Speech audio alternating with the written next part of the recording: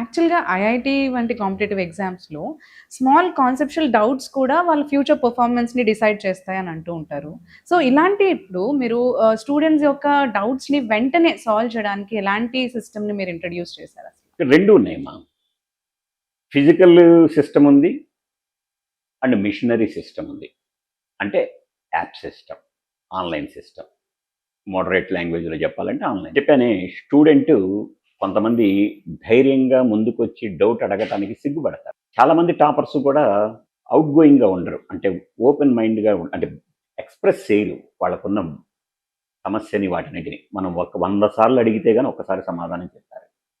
ముఖ్యంగా వీళ్ళంటి వాళ్ళ దగ్గర చాలా జాగ్రత్తగా ఉండాలి.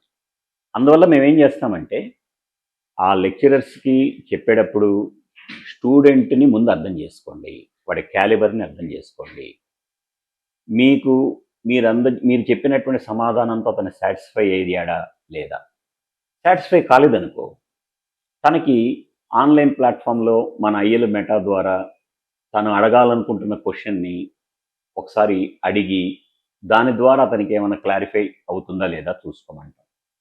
స్టూడెంట్ గనక సాటిస్ఫై అయ్యాడని వాడు చెప్తే టెస్ట్ చేసుకోండి. దానికి సంబంధించి ఒక చిన్న టెస్ట్ పెట్టండి.